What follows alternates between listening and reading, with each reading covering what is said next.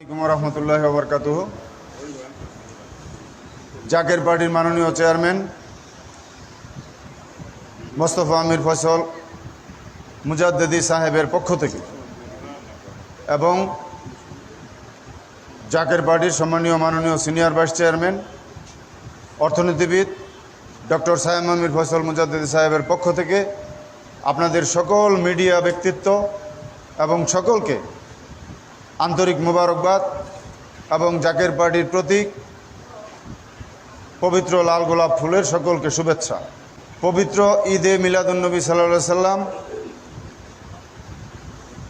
এবং জাকের পার্টির প্রতিষ্ঠা বার্ষিকী এবং আগামী দ্বাদশ জাতীয় সংসদ নির্বাচনকে সামনে রেখে আজকের এই সাংবাদিক সম্মেলন আগামী মাসের 17 এবং 18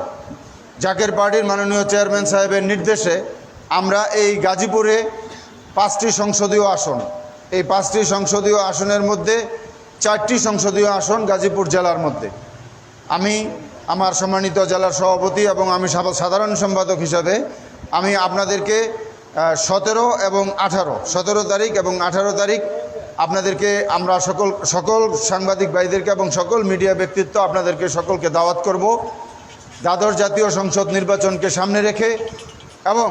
জাকের পার্টির মাননীয় চেয়ারম্যান সাহেব সারা বাংলাদেশে আগামী মাসের 7 তারিখ থেকে প্রত্যেকটি ইউনিয়নে জনসভা এবং জনসভার মধ্যে জাকের পার্টির মাননীয় চেয়ারম্যান সাহেবের দেশবাসীর উদ্দেশ্যে যে মহামূল্যবান বাণী এবং জাকের পার্টির মাননীয় ভাইস চেয়ারম্যান সাহেবের এ দেশকে অর্থনৈতিকভাবে স্বাবলম্বী করার এবং অর্থনৈতিকভাবে মানুষকে মুক্তি দেওয়ার যে মহামূল্যবান বাণী, এই বাণী আমরা প্রচার করব এবং আমরা জাকের পার্টির মাননীয় চেয়ারম্যান সাহেবের নির্দেশে এবং জাকের পার্টির সম্মানিত মাননীয় সিনিয়র ভাইস চেয়ারম্যান সাহেবের নির্দেশে আমরা প্রতিটি ইউনিয়নে ইউনিয়ন পরিষদের চেয়ারম্যান, মেম্বার এবং